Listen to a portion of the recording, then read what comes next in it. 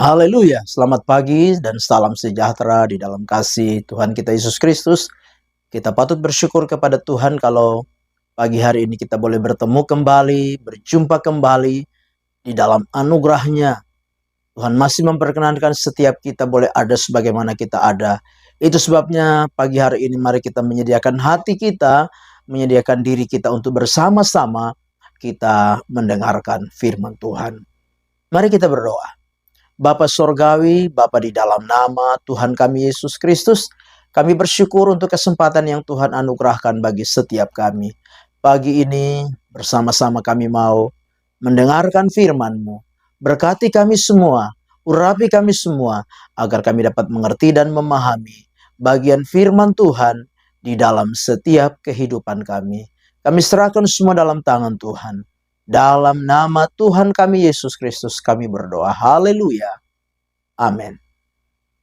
Puji Tuhan. Pagi hari ini tema firman Tuhan yang ingin saya sampaikan kepada kita sekalian yaitu pengharapan. Sekali lagi, tema firman Tuhan yaitu pengharapan. Mari kita memperhatikan firman Tuhan bersama-sama di dalam Yesaya pasal 61. Yesaya pasal 61 ayat yang ke-1 dan ayat yang kedua. Yesaya 61 ayat yang pertama dan ayat yang kedua, demikian firman Tuhan. Roh Tuhan Allah ada padaku, oleh karena Tuhan telah mengurapi aku. Ia telah mengutus aku untuk menyampaikan kabar baik kepada orang-orang sengsara dan merawat orang-orang yang remuk hati, untuk memberitakan pembebasan kepada orang-orang tawanan dan kepada orang-orang yang terkurung kelepasan dari penjara, untuk memberitahukan tahun rahmat Tuhan dan hari pembalasan Allah kita, untuk menghibur semua orang yang berkabung. Puji Tuhan. Bapak Ibu jemaat yang kekasih dalam Tuhan kita Yesus Kristus, apa yang membuat kita dapat bertahan di dalam masa yang sulit? Apa yang membuat kita dapat tetap bertahan ketika kita menghadapi pergumulan, menghadapi tantangan, menghadapi kesukaran, bahkan penderitaan di dalam hidup ini? Tentunya jawabannya adalah pengharapan. Nah, Bapak Ibu jemaat yang kekasih, berita pengharapan selalu menjadi sebuah hal yang kita perlukan, kita butuhkan di dalam hidup ini. Berita pengharapan merupakan sebuah kebutuhan bagi setiap orang yang sedang ada di dalam pergumulan. Berita pengharapan tentunya merupakan kebutuhan bagi setiap orang yang sedang ada di dalam penderitaan. Demikian jugalah yang dialami oleh umat Israel khususnya dan manusia pada umumnya. Nah, Bapak Ibu jemaat yang kekasih di dalam Tuhan kita Yesus Kristus,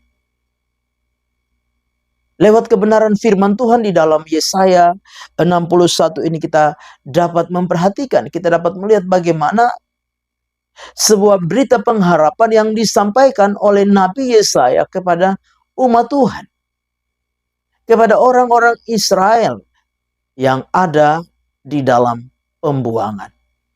Mereka sedang ada di dalam satu keadaan yang menyedihkan. Tetapi ada sebuah berita pengharapan bagi mereka. Dengan jelas dikatakan di dalam ayat yang pertama dan ayat yang kedua dari Yesaya 61. Pengharapan bagi orang yang sedang ada di dalam satu keadaan yang menyedihkan. Karena apa? Karena persoalan, karena masalah, karena pergumulan. Teristimewa karena mereka ada di dalam pembuangan di Babel. Di dalam ayat yang pertama di sana dikatakan, Roh Tuhan Allah ada padaku, oleh karena Tuhan telah mengurapi aku. Ia telah mengutus aku untuk menyampaikan kabar baik kepada orang-orang sengsara dan merawat orang-orang yang remuk hati, untuk memberitakan pembebasan kepada orang-orang tawanan dan kepada orang-orang yang terkurung kelepasan dari penjara. Nah, Bapak Ibu jemaat yang kekasih, kalau kita memperhatikan ayat pertama dari Yesaya 61 ini, di dalam kita menghadapi pergumulan, di dalam kita menghadapi masalah, kesulitan, kesukaran, penderitaan di dalam hidup ini, kadang-kala membuat kita mengalami satu keadaan sengsara. Kadang-kala persoalan dan masalah membuat kita remuk hati. Bahkan persoalan dan masalah kadang-kala membuat kita seperti orang-orang yang tertawan, orang-orang yang tidak bebas, orang-orang yang sedang terkurung dalam penjara. Kita tidak berdaya. Nah, firman Allah memberikan sebuah pengharapan kepada kita bahwa ketika kita seperti orang-orang yang sengsara, orang-orang yang remuk hati, orang-orang yang sedang ada di dalam tawanan, terkurung dalam penjara, karena pergumulan, karena masalah membuat kita tidak bebas. Firman Allah memberikan sebuah pengharapan bagi kita, bahwa Tuhan sanggup melepaskan kita. Tuhan sanggup membebaskan kita. Tuhan sanggup memberikan pertolongan dan mujizatnya di dalam kehidupan kita. Ada sebuah berita yang baik, kabar baik yang disampaikan kepada umat Tuhan. Dan kalau kita memperhatikan bagian firman Tuhan ini bagi kita sekalian, maka firman Tuhan ini digenapi di dalam pribadi Tuhan kita Yesus Kristus. Di dalam Lukas pasal 4 ayat yang ke-18 dan 19. Lukas 4 ayat 18 dan 19.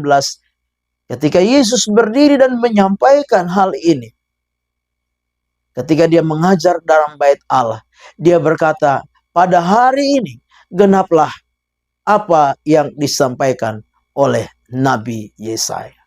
Artinya apa? Artinya firman Allah ini juga menjadi bagian bagi setiap kita sebagai orang-orang percaya, bahwa di dalam Kristus Yesus Tuhan kita ada perhatian Tuhan bagi orang-orang yang sengsara. Di dalam Yesus Kristus Tuhan kita ada perhatian Tuhan bagi orang-orang yang remuk hatinya. Di dalam Yesus Kristus Tuhan kita ada berita kelepasan bagi orang-orang yang sedang ada di dalam tawanan, kan yang sedang ada di dalam penjara, sedang terkurung. Ada berita kelepasan di dalam Yesus Kristus Tuhan kita. Bapak Ibu jemaat yang kekasih, dari hal ini mari kita belajar bersama-sama bahwa tidak percuma kita percaya kepada Yesus sebagai Tuhan dan Juru Selamat di dalam kehidupan kita. Karena ada jaminan pengharapan bagi saudara dan saya ketika kita menghadapi persoalan dan pergumulan di dalam hidup ini. Ada jaminan kelepasan, ada jaminan kemenangan. Bahkan firman Allah di dalam ayat yang kedua di sana dikatakan untuk memberitakan tahun rahmat Tuhan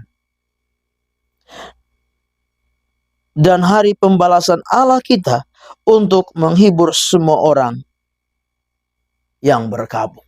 Nah, Bapak Ibu jemaat, di dalam Yesus Kristus Tuhan kita menikmati tahun rahmat Tuhan, tahun anugerah, tahun kasih karunia. Itu sebabnya sebagai orang-orang yang percaya kepada Yesus sebagai Tuhan dan Juru Selamat di dalam kehidupan kita, mari tetaplah berharap kepadanya. Tetaplah teguh di dalam pengharapan kita kepadanya.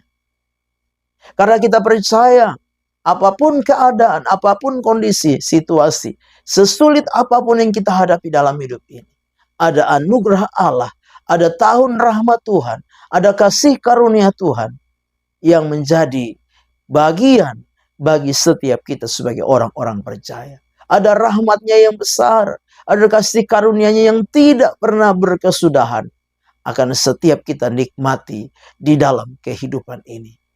Nah, Bapak Ibu jemaat yang kekasih di dalam Tuhan kita Yesus Kristus, pagi hari ini lewat bagian firman Tuhan, biarlah membawa setiap kita menyadari bahwa pengharapan di dalam Kristus adalah pengharapan yang pasti, bukan pengharapan yang sia-sia. Tetapi pengharapan di dalam Kristus adalah pengharapan yang tidak pernah mengecewakan. Pengharapan yang pasti.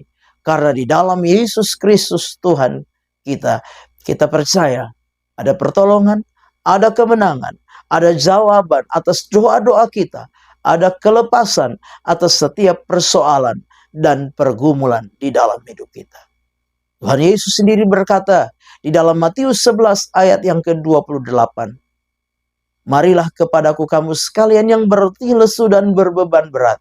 Aku akan memberikan kelegaan kepadamu. Amin. Mari kita berdoa.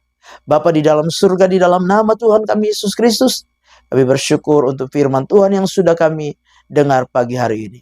Firman-Mu itu kiranya menjadi kekuatan, menjadi berkat di dalam kami melangkah di hari-hari ini. Kami serahkan seluruh hidup kami dalam tangan Tuhan. Kami melangkah bersama Tuhan di hari baru ini, mengucap syukur. Dalam nama Tuhan kami Yesus Kristus kami berdoa. Haleluya. Amin. Selamat pagi dan Tuhan Yesus memberkati.